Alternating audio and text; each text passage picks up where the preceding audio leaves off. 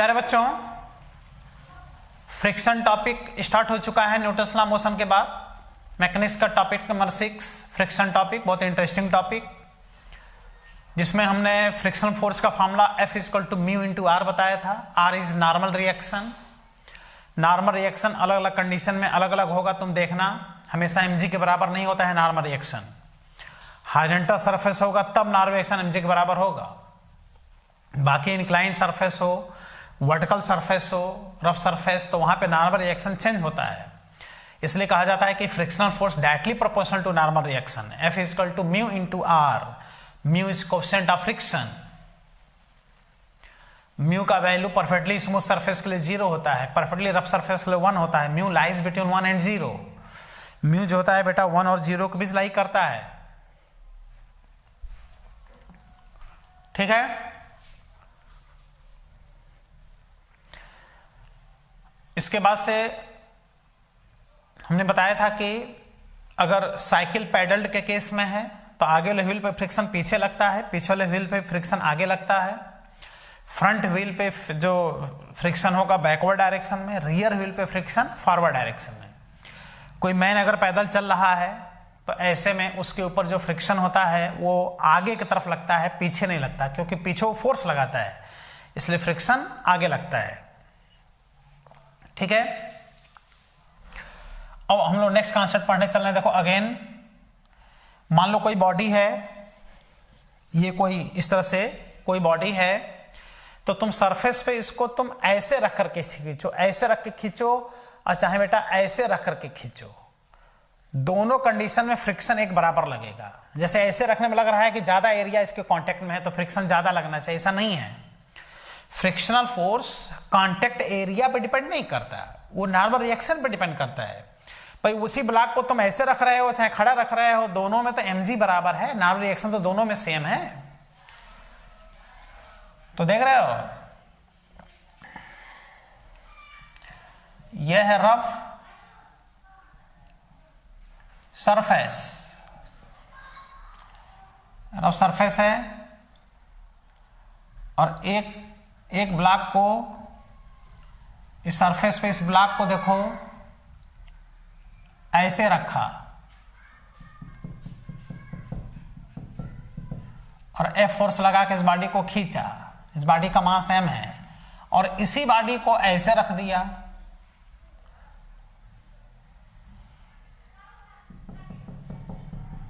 वही मास और वही फोर्स लगा के खींच रहे हैं, तो इसमें जो फ्रिक्शन लगेगा,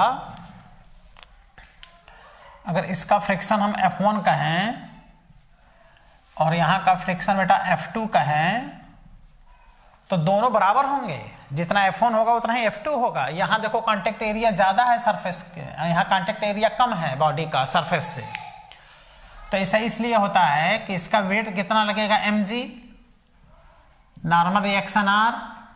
अच्छा देख रहे हो, यहां पे भी वेट mg और नॉर्मल रिएक्शन r, तो नॉर्मल रिएक्शन तो चेंज हो नहीं रहा है, तो यहां का जब फ्रिक्शन हम लोग निकालेंगे तो होगा म्यू इंटू नॉर्मल रिएक्शन, और नॉर्मल रिएक्शन बेटा mg के बराबर होगा।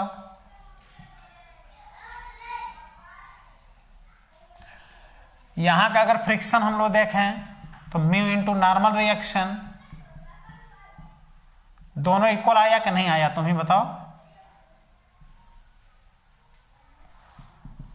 देखो F1 = F2,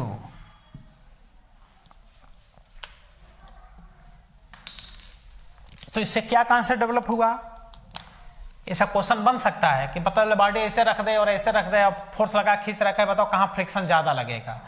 तो अगर नहीं ध्यान दोगे तो कहो तो इसमें ज्यादा लगेगा, ज्यादा एरिया कांटेक्ट में है, सरफेस एरिया बॉडी का उस रफ सरफेस के कांटेक्ट में है, जबकि ऐसा नहीं है। तो इससे ये कॉन्सेप्ट डेवलप हुआ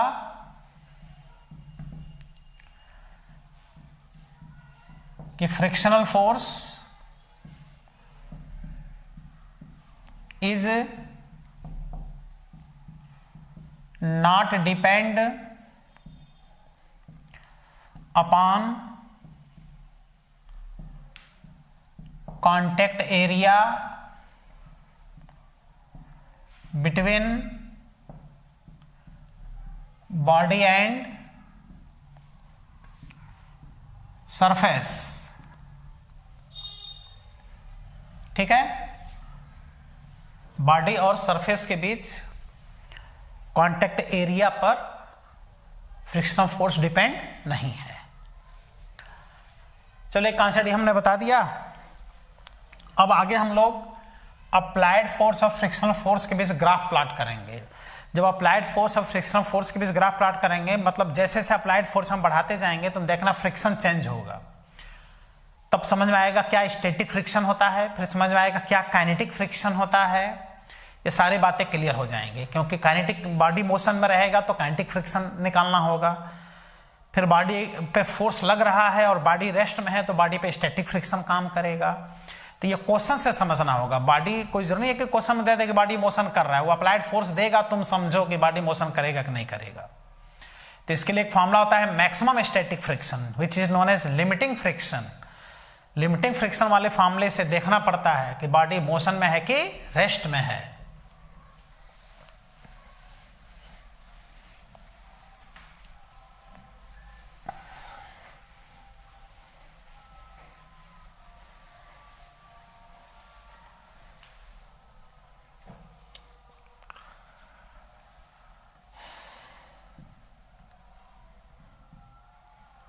ग्राफ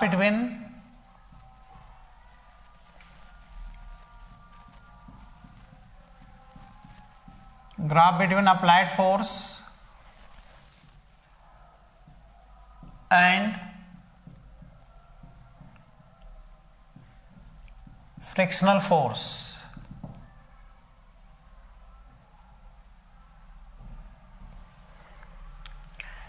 अप्लाइड फोर्स और फ्रिक्शनल फोर्स के बीच ग्राफ।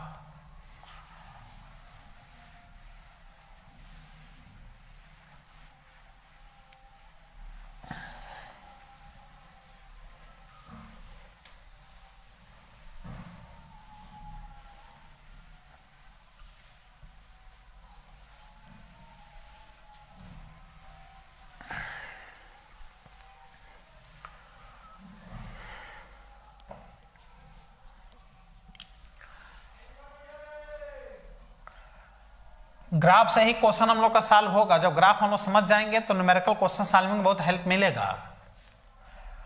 और ग्राफ को समझते हैं।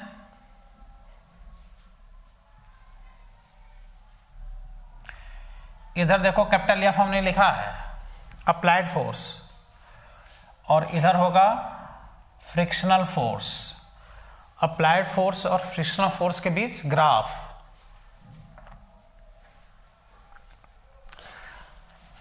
जैसे ये बॉडी है, हॉरिजॉन्टल सरफेस पे रखा है, रफ सरफेस पे, तो इस समय इस बॉडी पे कोई फोर्स नहीं हम लगा रहे हैं तो फ्रिक्शन भी नहीं लग रहा है।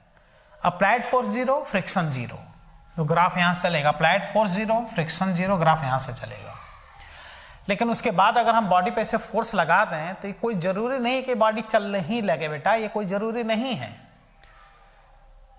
क्योंकि हम फोर्स लगा रहे हैं, बॉडी नहीं चल रहा है, मतलब जाहिर है कि इस बॉडी को फ्रिक्शन रोक रहा है।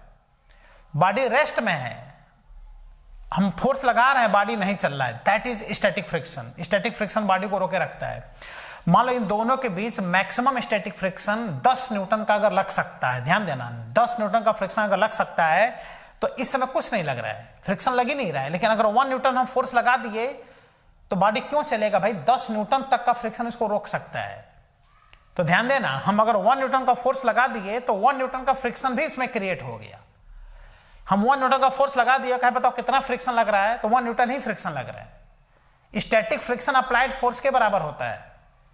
हम 5 न्यूटन का फोर्स लगा दिए, बॉडी नहीं चलेगा, क्योंकि मैक्सिमम स्टैटिक फ्रिक्शन इसको 10 न्यूटन रोक सकता है। अब इसमें हम 5 न्यूटन का अगर फोर्स लगा दिए, हम कहे बताओ कितना फ्रिक्शन लग रहा है? तो कहोगे 5 न्यूटन ही लग रहा है। फॉर्मूला कहेगा कुछ, लेकिन आंसर होगा कुछ। तो स्टैटिक फ्रिक्शन अप्लाइड फोर्स के बराबर होता है। फिर हम अगर 9 न्यूटन का फोर्स लगा दिए, अभी बॉडी नहीं चलेगा, तो फिर लेकिन फ्रिक्शन लगेगा कितना? 9 Newton, that is static friction. 10 Newton का फोर्स लगा दिए तो बॉडी अब अभी भी नहीं चलेगा, लेकिन जस्ट मूव के केस में होगा और बॉडी पर मैक्सिमम फ्रिक्शन क्रिएट हो चुका है। मतलब तुम देख रहे हो फ्रिक्शनल फोर्स एकदम से सोया रहता है, कुंभकर्ण के जैसे सोया रहता है, धीरे धीरे जगाया जाता है तो जागता है। अप्लाइड फोर्स बढ़ाते चले गए, फ्रिक्शन बढ़ता चला गया। फ्रिक्शन तब तक बढ़ेगा जब तक वो मैक्सिमम फ्रिक्शन उस पे बॉडी पर न लग जाए।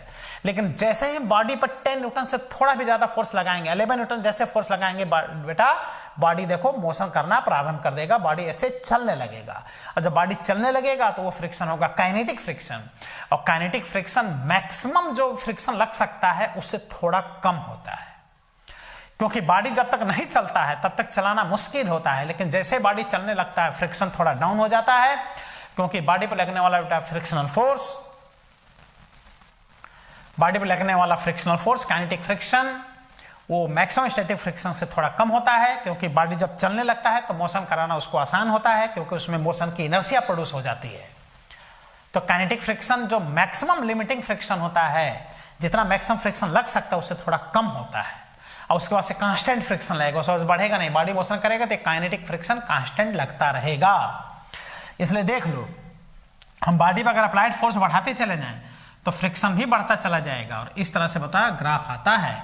इस समय बॉडी जानते हो किस में भी पड़ा हुआ है, रेस्ट में पड़ा हुआ है, बॉडी मोशन नहीं कर रहा है, लेकिन फोर्स बढ़ाते जा रहे हैं तो फ्रिक्शन बढ़ता चला जा रहा है। तो रेस्ट के समय जो फ्रिक्शन लगेगा वही कहलाता है स्टैटिक फ्रिक्शन। ये ओ से ए तक देख लो, इसके बाद ये नहीं बढ़ेगा। इस समय बॉडी पे जो फ्रिक्शन लग रहा है, ये फ्रिक्शन लग रहा है स्टैटिक फ्रिक्शन। और ये स्टैटिक फ्रिक्शन किसके बराबर होगा बेटा? अप्लाइड फोर्स के बराबर होगा। स्टैटिक फ्रिक्शन जितना बॉडी फोर्स लगेगा वही आंसर होगा। इसलिए क्वेश्चन में ये देख लेना चाहिए कि कहीं बॉडी रेस्ट में तो नहीं है। वो हम सॉल्व कराएंगे तो समझ में आएगा। अगर बॉडी रेस्ट में है तो अप्लाइड फोर्स ही आंसर दे देना। और इस समय बॉडी पे देखो मैक्सिमम फ्रिक्शन लग चुका है, लेकिन इसके बाद से देखो, इसके बाद से अगर हम फोर्स बढ़ाते हैं बॉडी पर तो बॉडी मोशन करने लगेगा। और जब मोशन करने लगेगा तो फट से फ्रिक्शन इस पर डाउन हो जाएगा और कांस्टेंट फ्रिक्शन बॉडी पर लगेगा। इस समय बॉडी किस में है बेटा? देखो बॉडी इस समय मोशन में है, और जब बॉडी मोशन करेगा तो बॉडी पर लगेगा कौन सा friction? Kinetic friction.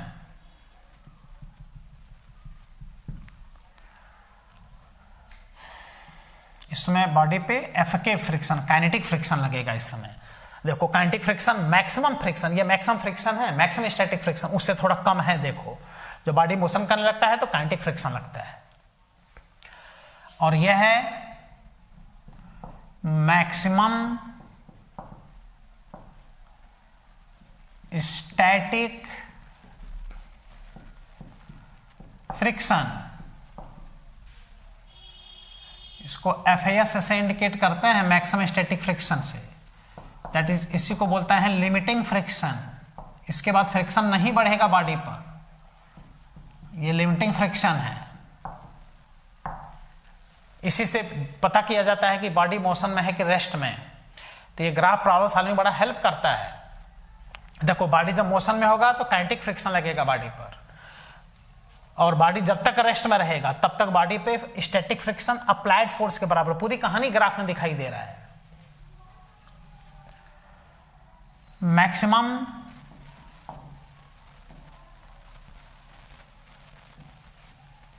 Maximum static friction FS is equal to mu S are.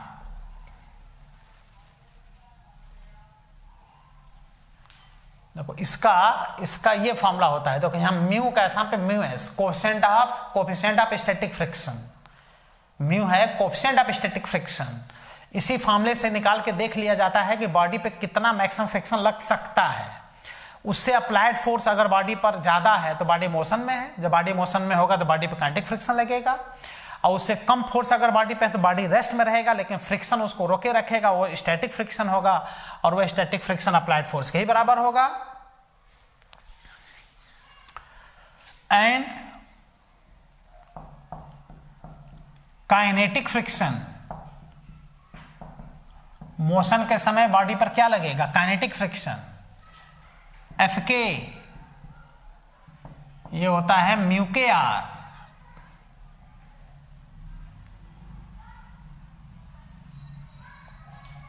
ये म्यू के इंटू आर होगा।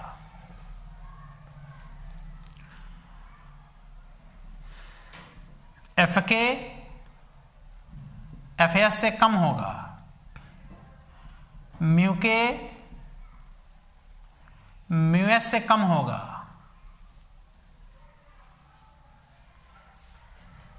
देख रहे हो? ये कॉन्सेप्ट है, इसी से क्वेश्चन सॉल्व होता है। यही ग्राफ कार्डिया जिसको नहीं रहता, kinetic friction, maximum static friction, static friction, applied force, ये सब कॉन्सेप्ट जिसको नहीं रहता, इसका क्वेश्चन वो नहीं कर पाता है। अब हम क्वेश्चन कराएंगे तो देखना इसी के हेल्प से कितना आसानी सब क्वेश्चन सॉल्व होगा। मिटाते हैं और क्वेश्चन कराते हैं।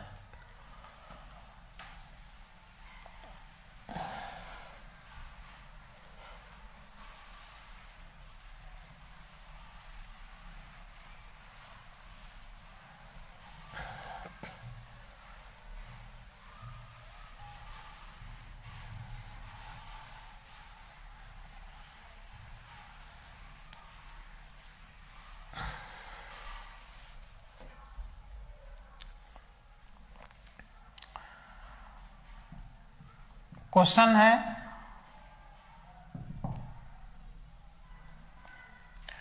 ये रफ सरफेस है, तो सरफेस है रफ, जिसका म्यूएस दिया है 0.4,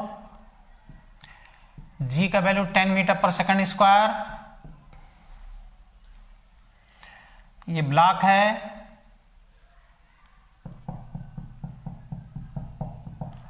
ब्लॉक का मास है 2 kg,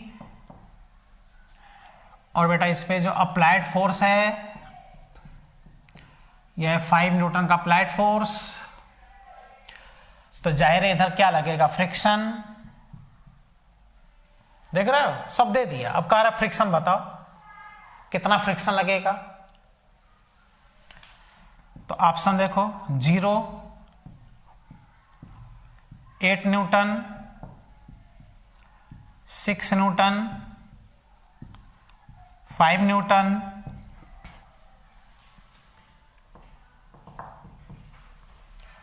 तो आओ देखो कितना तगड़ा कंफ्यूजन है यहां पर। जब हम लोग इसमें निकालेंगे कि कितना फ्रिक्शन लग सकता है, मैक्सिमम स्टैटिक फ्रिक्शन, बॉडी पर कितना फ्रिक्शन लग सकता है, Fs mu S R, R का आसान बेटा mg।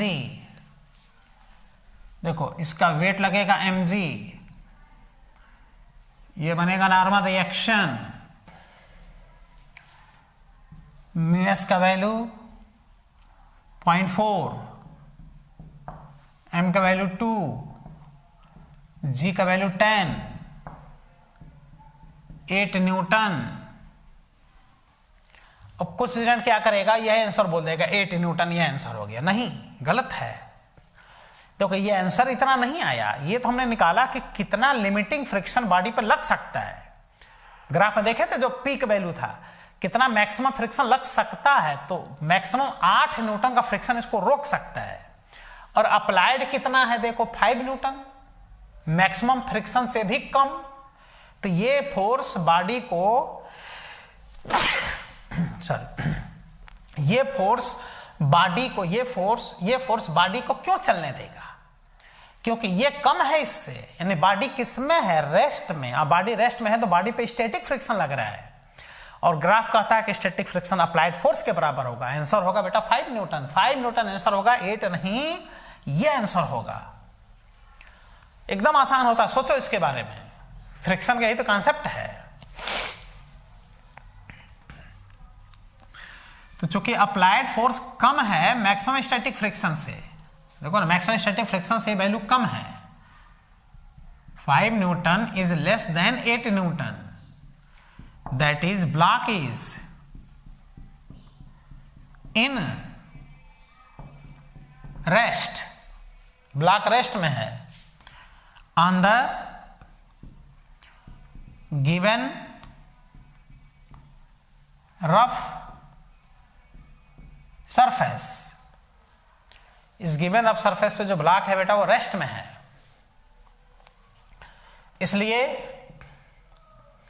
बॉडी पर जो फ्रिक्शन लगेगा वो स्टैटिक फ्रिक्शन लगेगा, स्टैटिक फ्रिक्शन F लगेगा जो अप्लाइड फोर्स के बराबर होगा। अप्लाइड फोर्स 5 न्यूटन है, जिसको आइडिया नहीं रहता वो फार्मूला लगाया, 8 न्यूटन आया, फट से 8 पे टिक लगाया और आंसर गलत हुआ, अरे क्यों आंसर गलत हुआ, तो सही फार्मूला लगाए थे। कॉन्सेप्ट चलता है फ्रिक्शन में, फ्रिक्शन बेटा एकदम टोटली पागल होता है, फ्रिक्शन ही चलाता है बॉडी को, फ्रिक्शन ही रोकता है, फ्रिक्शन ही मोड़ता है, फ्रिक्शन ही चलाएगा, फ्रिक्शन ही मोड़ेगा, फ्रिक्शन ही रोकेगा, फ्रिक्शन टोटली पागल होता है। फ्रिक्शन के क्वेश्चन को समझने के लिए थोड़ा थोड़ा अपना भी पागल बनना पड़ता है। तो यह है, देख लो, उसी के साथ साथ तुम भी थोड़ा पागल बन जाओ, समझे इस बात को, 5 न्यूटन आंसर आएगा।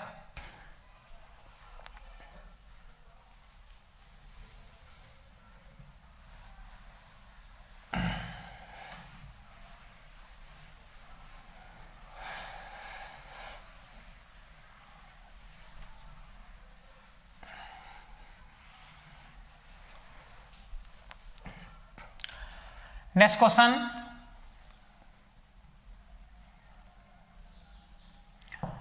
ये एक ब्लॉक है, इसका मास है 4 kg, म्यूएस दिया है 0.6, देख रहे हो, जी का वैल्यू है 10, अप्लाइड फोर्स है 10 न्यूटन, फ्रिक्शन बताना है। सॉल्व करो, सॉल्व करो बेटा सब लोग। आंसर है 24 न्यूटन, 10 न्यूटन, ये भी हमने यहां लिख दिया, 0, कोई फ्रिक्शन नहीं लगेगा। फ्रिक्शन तब नहीं लगता है जब बॉडी पर फोर्स ही ना लगे, फ्रिक्शन तो लगेगा ही। और 50 न्यूटन, फार्मूले से निकालोगे तो यह आएगा 24 आएगा।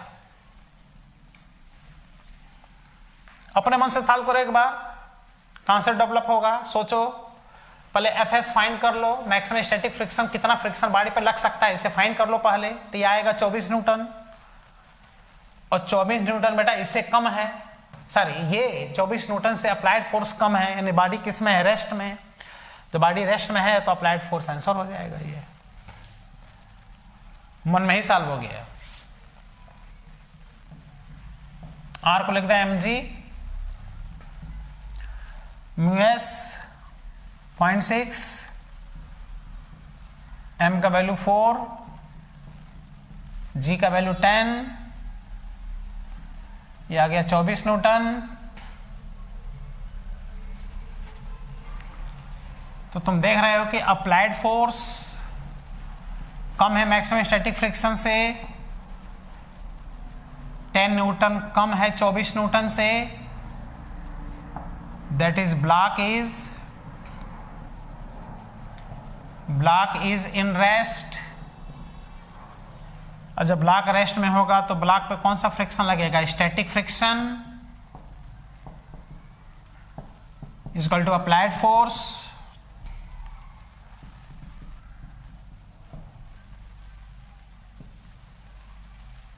ये आंसर। कुछ आ रहा है समझ में? फॉर्मूला कहता है कुछ, आंसर आता है कुछ, कॉमन सेंस आंसर देना है, एकदम कॉमन सेंस से। फॉर्मूला अलग कहता है, आंसर कुछ अलग आएगा। कंप्लीट करो बेटा, नेक्स्ट क्वेश्चन कराते हैं।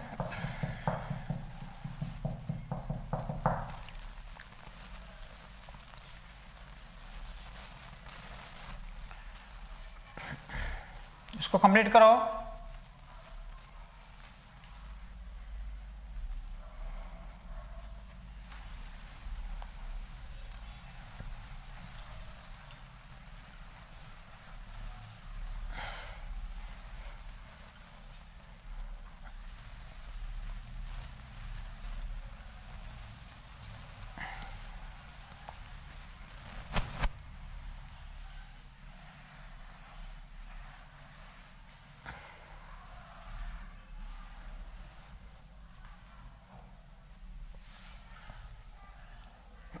नेक्स्ट क्वेश्चन, ये एक रफ सरफेस है, म्यूएस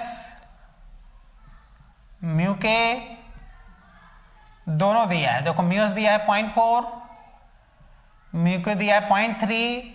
म्यू के का वैल्यू म्यूएस से कम ही होता है, और जी का वैल्यू है 10 मीटर पर सेकंड स्क्वायर। ये ब्लॉक है,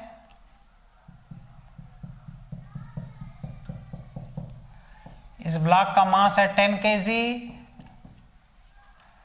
इस पे अप्लाइड फोर्स है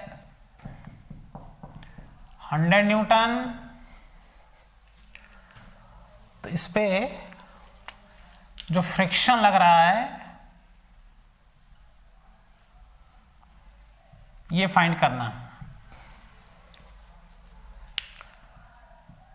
ऑप्शन है 100 न्यूटन, इसको हमने यहां लिख दिया। 40 न्यूटन,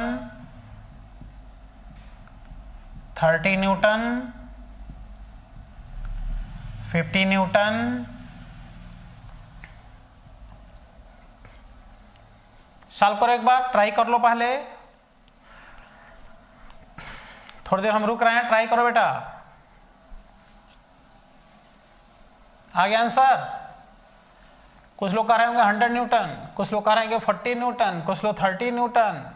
इसको तो नहीं कोई कह रहा होगा, लेकिन तीनों में से सोच रहे होंगे कुछ कि नहीं 100 होगा, नहीं 40 होगा। अरे देख लो, बॉडी मोशन में है कि रेस्ट में। अगर बॉडी रेस्ट में है तो ये आंसर हो जाएगा।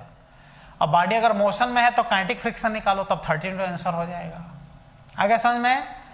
तो क्या आंसर होगा इसका? 30 न्यूटन। जिसका 30 न्यूटन आंसर आया वो सही है। Maximum static friction on the body, कितना मैक्सिमम स्टैटिक फ्रिक्शन बॉडी पे लगेगा? एफएस, म्यूएसआर, म्यूएसएमजी। म्यूएस का वैल्यू 0.4, एम का वैल्यू 10, जी का वैल्यू 10। देखो कितना आ गया? 40 न्यूटन। तो ये नहीं कि फट से इस पर टिक लगा दो, ऐसा नहीं है। ये आ गया कि कितना मैक्सिमम फ्रिक्शन इसको रोक सकता है, वो ना आया बेटा यहां पर। और अप्लाइड कितना है? 100 है। अप्लाइड मैक्सिमम स्टैटिक से ज्यादा है बेटा, ज्यादा है। ये मूव कर जाएगा, मोशन करने लगेगा। तो applied is more than FS. 100 Newton is more than 40 Newton. That is block is in motion, इसलिए बॉडी पर लगेगा काइनेटिक फ्रिक्शन। बॉडी पे काइनेटिक फ्रिक्शन लगेगा एफके। एफके इज इक्वल टू म्यू के आर, आर के स्थान पे एम जी। म्यू के इसलिए दिया है 0.3, एम का वैल्यू 10 इंटू जी का वैल्यू 10। देखो जो इसको आंसर लगाया होगा उस आंसर सही है, 30 न्यूटन ये आंसर आएगा। आंसर ना 40 नहीं होगा, आंसर ना 100 होगा, 30 होगा। क्यों 30? क्योंकि बॉडी किसमें है? मोशन में। अच्छा अब यहां पे देखो, कहे कि एक्सेलरेशन बताओ कितना होगा। मोशन कर रहा है तो एक्सेलरेशन अगर पूछे तो एक्सेलरेशन फाइंड कर सकते हो।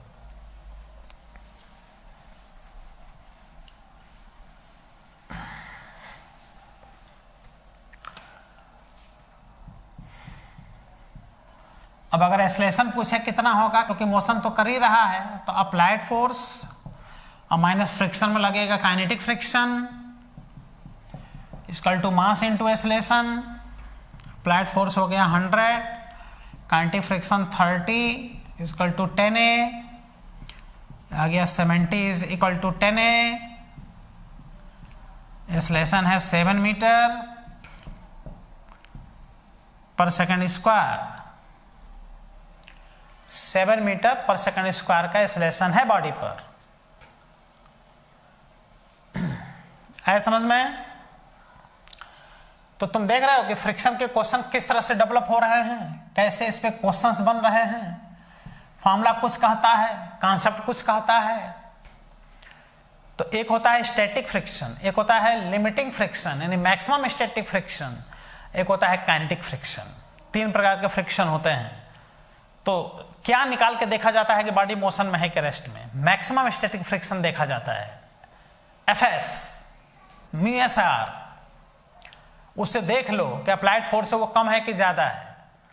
Maximum static friction applied force से ज्यादा है तो बॉडी रेस्ट में रहेगा, और जब बॉडी रेस्ट में रहेगा तो बॉडी पे स्टैटिक फ्रिक्शन लगेगा। स्टैटिक फ्रिक्शन अप्लाइड फोर्स के बराबर होगा। और अगर बॉडी मोशन में है तो काइनेटिक फ्रिक्शन देखो। तो इस तरह से kinetic friction, static friction, maximum static friction का फुल नॉलेज, फुल कॉन्सेप्ट बेटा रहना चाहिए। ठीक है? तो इस पे हमने अभी बेसिक क्वेश्चन कराया है जिससे कि आइडिया लगे। यही सब बेसिक क्वेश्चन न कराने से फ्रिक्शन के क्वेश्चन दिक्कत करते हैं स्टूडेंट्स को, बेसिक आइडिया न रहने पर। अब इस पे और भी वैरायटी के क्वेश्चन अभी बनेंगे। अभी हम 4-5 क्वेश्चन इस पे और कराएंगे, बहुत अच्छे अच्छे क्वेश्चन, और तब जाके हम शुरू करेंगे स्पेशल केस। और 3 स्पेशल केस इसमें पढ़ने हैं। 3 स्पेशल केस पढ़ेंगे तो टॉपिक फिनिश हो जाएगा। और 3 स्पेशल केस हमने बताया था कौन कौन? Horizontal rough surface, inclined rough surface, vertical rough surface. 3 special case हम लोग पढ़ेंगे। फर्स्ट केस पहले पढ़ लेंगे, फिर सेकंड केस पढ़ लेंगे, थर्ड केस पढ़ लेंगे, तीनों पे क्वेश्चन कर लेंगे। जैसे ही तीसरा केस पढ़ेंगे टॉपिक फिनिश हो जाएगा। अलग अलग केस पढ़ने से ये फायदा होगा कि एकदम कॉन्सेप्ट डेवलप हो जाएगा फ्रिक्शन का। भाई जब भी तुम्हारे सामने क्वेश्चन आएगा तो 3 ही प्रकार का आएगा, या तो हॉरिजॉन्टल सरफेस पे, या तो इंक्लाइन सरफेस पे, या तो वर्टिकल सरफेस पे। तो तीनों को अलग अलग जब स्टडी हम करा देंगे तो ये ज्यादा क्लियर हो जाएगा। इतना सीक्वेंस से फ्रिक्शन से कोई पढ़ाता नहीं है बेटा। हम खुद देखते हैं यूट्यूब पे कोई पढ़ाते हैं लोग, ऐसा उल्टा सीधा पढ़ा देंगे, स्टूडेंट को समझ नहीं आएगा क्या फ्रिक्शन में बता दिया। हम तो एकदम इनिशियल से लेके चल रहे हैं, हर कॉन्सेप्ट को बताते हुए आगे बढ़ रहे हैं। थ्योरेटिकल कॉन्सेप्ट भी बता रहे हैं, क्या फॉर्मूला डेवलप होने चाहिए वो बता रहे हैं, ग्राफ बता के तब क्वेश्चन करा रहे हैं।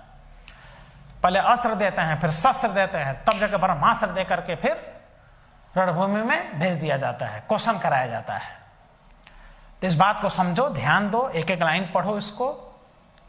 ठीक है? तो अब अगले लेक्चर में देखना, हम पूरे लेक्चर में खूब क्वेश्चन कराएंगे। जब और क्वेश्चन कराएंगे तो और ज्यादा कॉन्सेप्ट इसमें डेवलप होगा। ठीक है? Okay, thank you.